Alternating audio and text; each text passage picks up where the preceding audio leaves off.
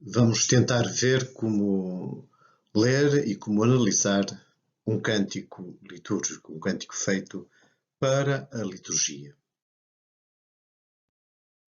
Antes de mais, deve-se começar por ter uma percepção global à escuta do cântico. Há muitas gravações de cânticos, em particular no YouTube, no canal YouTube. É verdade que nem sempre de boa qualidade, mas dá para ter uma percepção global, uma ideia do cântico. Muitos cânticos são apresentados também com versões MIDI, claro que não dão apenas a música e a música de uma maneira muito mecânica, mas dá para ter uma ideia do cântico, do ponto de vista musical e de uma percepção global do cântico. Nessa primeira escuta devemos tentar responder a três questões. Primeiro, qual é o tema do cântico? De que é que trata o cântico? Se evoca a vida de um santo, se evoca uma passagem da Sagrada Escritura, uma frase de Jesus, um episódio da Sagrada Escritura, samaritano, o encontro de Jesus com o bom ladrão, por exemplo, com os leprosos, ou com o jovem rico, o diálogo de Jesus com o bom ladrão na cruz, etc. Qual é esse tema? De que tema é que trata o cântico? Se fala da igreja, se fala do sacramento do batismo, da graça batismal, etc. Qual é o tema do cântico? E depois qual é a sua finalidade? Ele destina-se a quê? A que rito? Ao rito da comunhão, ao rito da entrada, ao rito do ato penitencial, próprio do ato penitencial, ao rito do ofertório. Para que momento é que ele se destina? Qual é a sua função? O que é que ele faz na celebração? Agrega as pessoas, convida à oração, convida ao recolhimento, convida à ação de graças. O que é que ele faz? Qual é a sua função?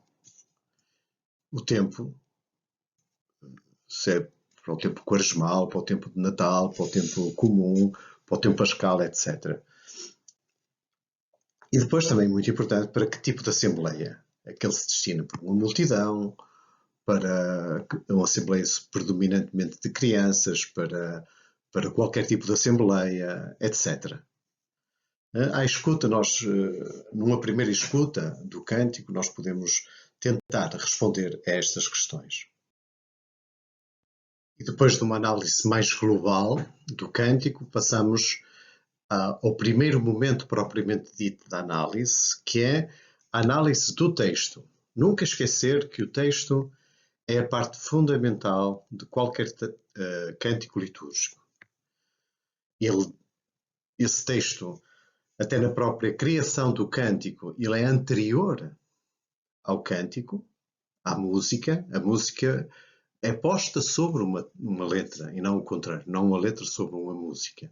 Portanto, a primeira coisa, assim como na sua gênese o texto está primeiro, na gênese do cântico litúrgico, também na sua análise o texto deve ser objeto dessa análise em primeiro lugar. Nessa análise do texto devemos colocar várias questões ao texto, ou analisá-lo à luz de certas questões. Todavia devemos começar por uma muito importante, que é o seu enraizamento bíblico. Nós sabemos o quanto a palavra de Deus é importante nas celebrações e o deve ser nos cânticos. Tanto é que São Martinho de Dume, quando chegou arcebispo de Braga, um dos primeiros decretos que ele publicou foi precisamente, já no século VI, foi precisamente o de dizer que todos os cânticos que se cantassem na liturgia deviam ter as suas letras, os seus textos tirados diretamente da Bíblia e não fora da Bíblia, porque ele encontrou muitas heresias enraizadas nas comunidades por causa difundidas por causa dos cânticos que se cantavam. E uma das suas primeiras ações pastorais foi precisamente proibir todos os cânticos que não fossem de inspiração e e as suas letras não fossem tiradas diretamente da Bíblia. Portanto, é muito importante isso. O Gradual Romano, o livro do Cântico Gregoriano, espero não estar a exagerar, penso que se 90% dos textos são referências, são citações diretas da Bíblia, 90%. Não é o caso no Gregoriano nos hinos. Os hinos já são composições mais livres, mais temáticas e mais não diretamente tiradas da Bíblia, diretamente, mas muitas vezes indiretamente. O resto do repertório gregoriano é, pelo menos, em 90% tirada da Bíblia. Ao analisar o texto, devemos ver qual é a sua estrutura. Se é um texto estrofe,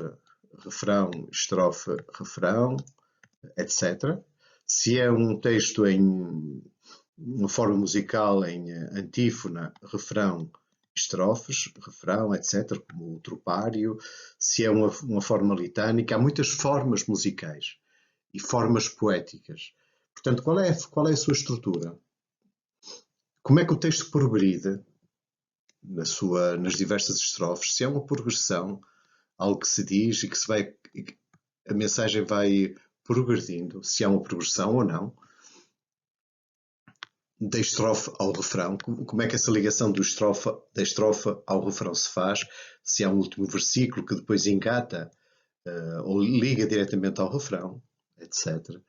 E da primeira à última estrofe, se essa progressão existe. Mas muitas vezes existem cânticos em que existe uma estrofe e depois o último versículo, o último verso da estrofe conduz imediatamente ao refrão. Às vezes é assim. Portanto, ver essa estrutura poética do texto, como é que ela está, porque depois vamos ver como é que essa estrutura é respeitada pela música, não é? Ou não. Isso às vezes acontece. Depois, se existem palavras-chave, ou frases-chave, quer dizer, o que são repetidas dentro das estrofes, das diversas estrofes, frases que são frases-chave. Isso acontece em muitos cânticos, não vou dar agora aqui exemplo nenhum, acontece muito e é fácil de ver, por exemplo, há cânticos que têm a palavra igreja, naturalmente. Somos a igreja de Cristo, as pedras vivas, portanto temos aí a palavra-chave, igreja. O povo, pode ser num cântico sobre a igreja, a palavra-chave pode ser a palavra povo, por exemplo, povo de Deus. Caminha, povo de Deus, caminha, povo de Deus, etc. Ou então uma frase, uma palavra. Se a linguagem é concreta, abstrata, ou em imagens, concreta, se fala de coisas do dia a dia, o cântico do louvor, se fala das plantas, dos rios, etc. Ou se fala numa linguagem mais abstrata, se fala, por exemplo, da graça, da fé, da caridade, que são termos mais abstratos. Se é uma linguagem mais moralizante, às vezes, e se encontra-se por vezes nos atos penitenciais, um bocado moralizante. Quantas vezes minha mãe e meu pai... já não me recordo exatamente, mas por exemplo quando se enunciam as faltas, como neste caso num cântico para crianças em que se diz quantas vezes eu contristei a minha mãe e o meu pai, quantas vezes eu menti, etc. É uma linguagem um bocado moralizante. Ou se é dogmática, se fala da fé, da caridade, etc. Quem fala, se é o fiel, se é a igreja, se é às vezes até o próprio Deus, imaginemos que é Jesus que fala, convertei-vos e acreditai no Evangelho, imaginemos que o refrão, por exemplo, é uma frase que é tirada do Evangelho, que é Jesus que retoma a João Batista, por exemplo. A quem é que fala?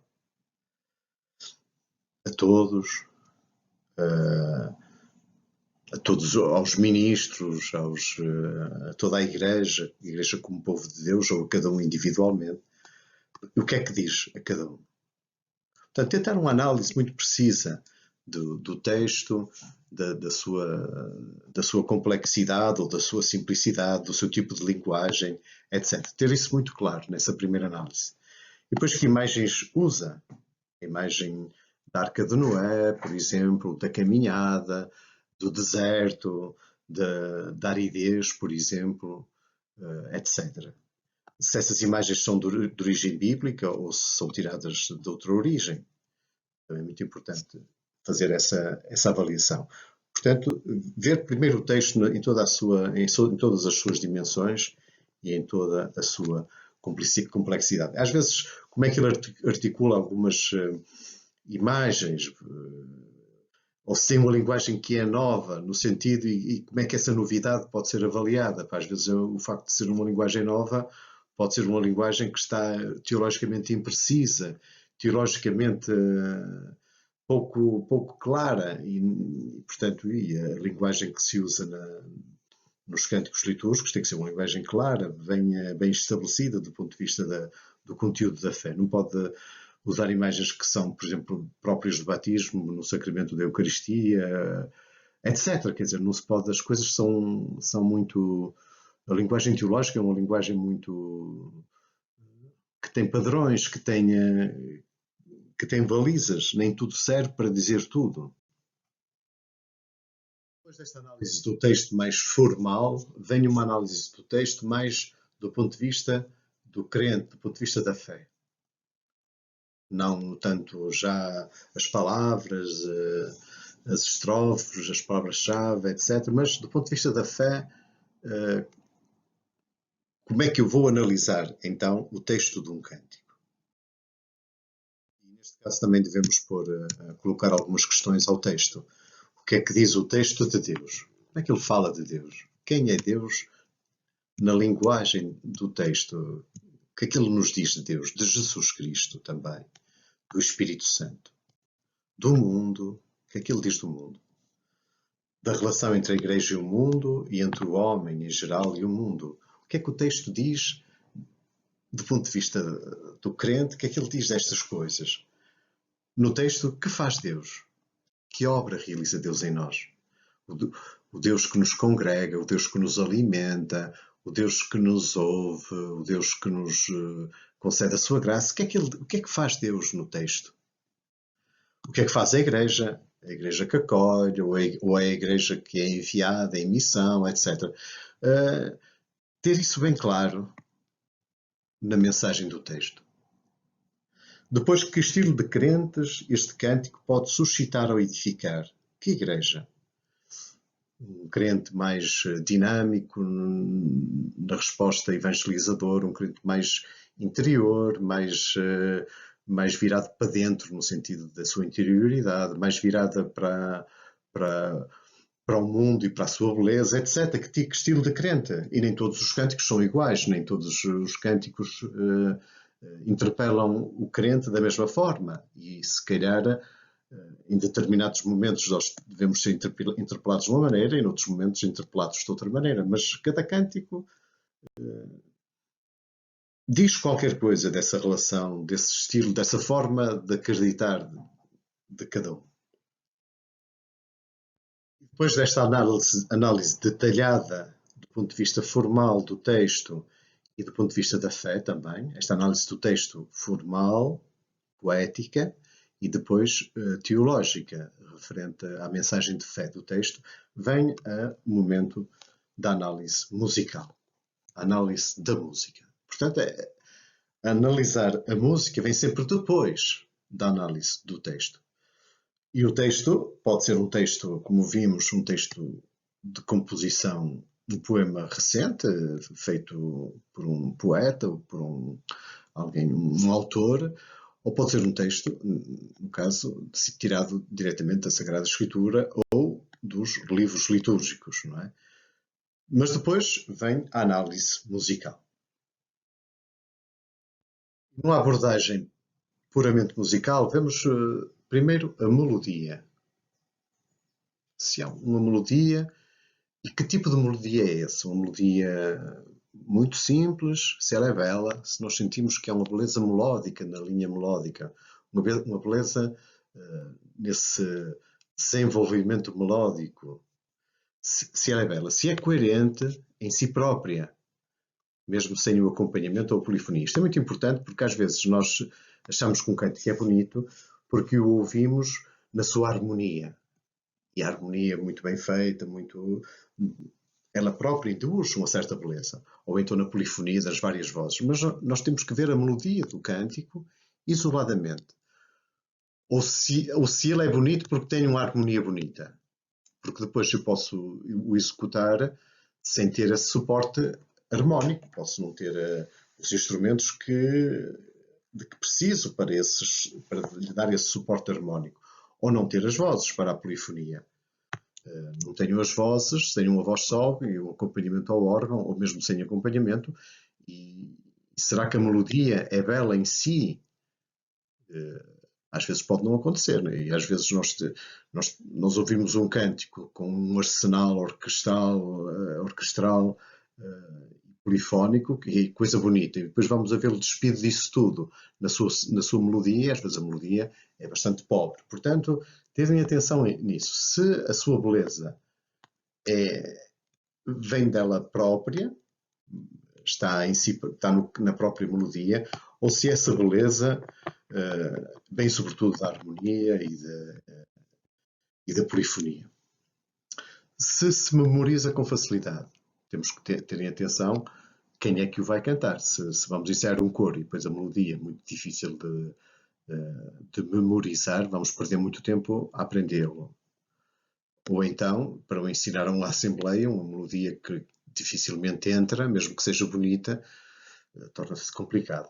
Em que tonalidade o modo está? Se é um modo menor, ou dos modos gregorianos. Qual é o ritmo e o andamento? Tem que ser um andamento moderado, um andamento mais rápido ou mais lento, e o ritmo. De que forma é que o ritmo se desenvolve? Se é um ritmo simples, tipo coral, ou se é um ritmo mais às vezes até jazzístico e sincopado. De que género é? Se é um coral, se é um cântico tipo popular, para toda a gente, tipo balada, ou é uma canção mais ritmada, tipo um espiritual negro, etc. Portanto, ter esta análise, fazer uma análise deste tipo à música propriamente dita. Depois passa-se a um segundo momento, que é a análise da relação da música, que analisamos, com o texto.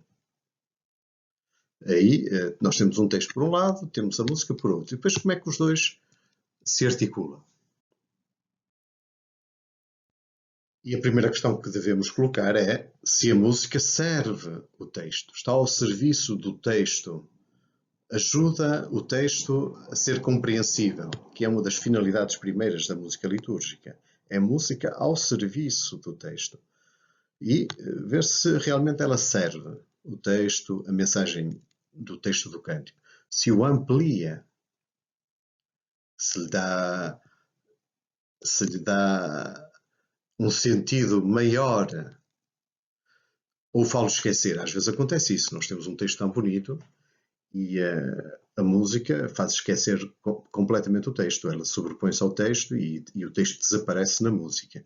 Isso acontecia antigamente, na música antiga, nos motetes, em que eles misturavam de tal forma textos uns com os outros que, ao fim e ao cabo, depois, ao fim de contas, não se percebia que texto era que estava a ser cantado. E isso sempre foi um dos critérios dos padres conciliares dos diversos concílios, de lembrar que tem que se perceber o texto que se canta. O texto não pode estar mergulhado ou enterrado na melodia.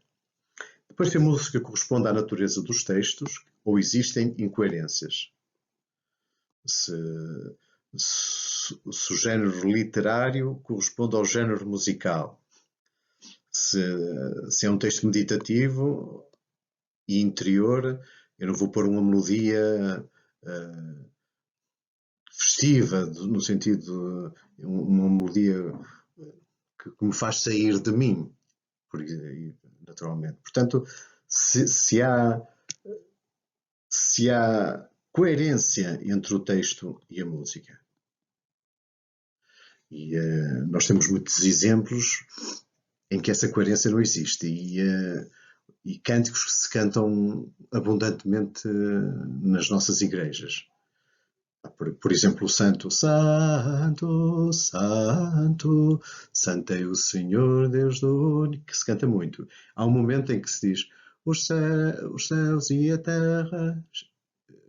Não, não é assim, peço desculpa, mas há um momento em que se diz Hosanna, qualquer coisa assim, já agora de repente o texto não me vem exatamente, mas há um momento em que se começa a aclamação Hosanna e começa num recitativo Hosanna, Hosanna, e depois é que entra com aqueles Hossanas mais trabalhados, mas há um momento em que entra num Hosanna quase em recitativo, não tem sentido nenhum uma aclamação ser um recitativo.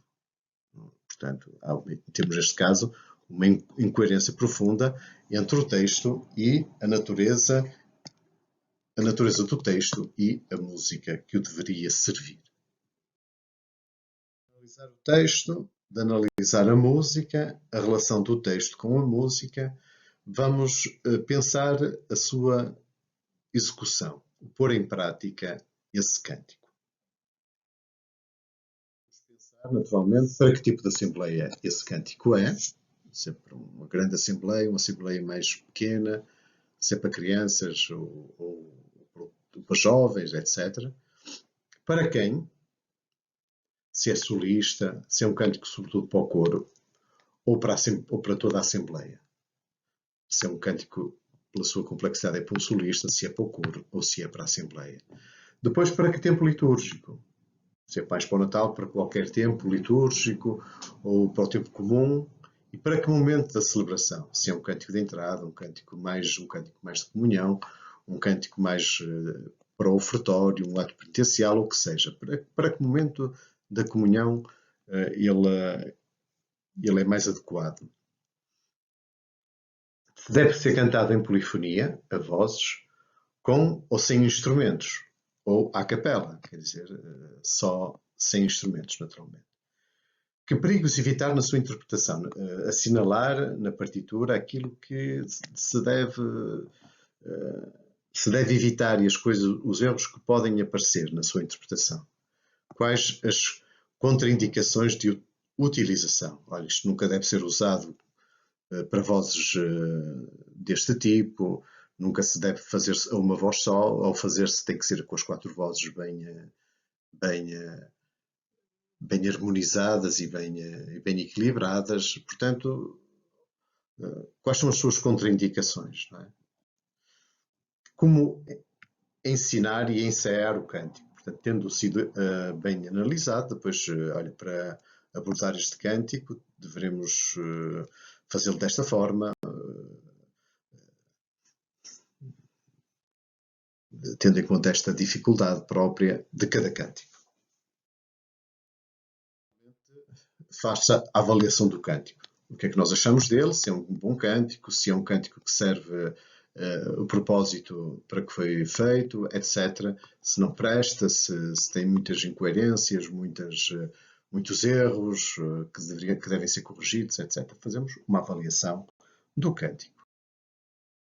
Finalmente, fazemos a comparação entre o cântico ouvido numa gravação, se ela existir, com o cântico que foi aprendido nos ensaios e depois com o cântico quando ele é cantado na celebração. E muitas vezes estas coisas são muito diferentes entre elas.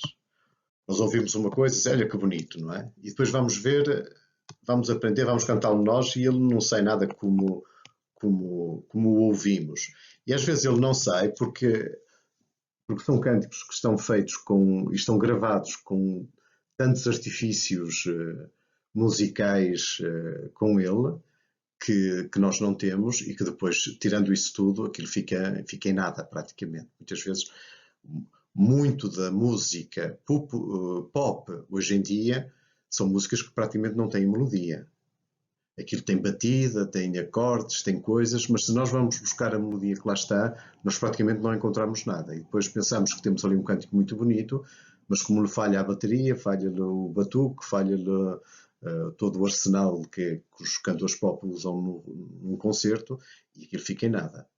Portanto, ter muito em atenção isso, quer dizer, quando nós ouvimos uma coisa, nós temos uma percepção, mas depois quando aprendemos e vamos fazer nós, falta-nos muita coisa, portanto ele tem que ser coerente em todos os momentos. E depois às vezes nós até aprendemos e conseguimos alguma coisa, mas quando vamos para a celebração e pomos a Assembleia a cantar, ou o coro, aquilo nunca sai como nós ouvimos ou como nós próprios aprendemos. Portanto, tenham atenção a isso.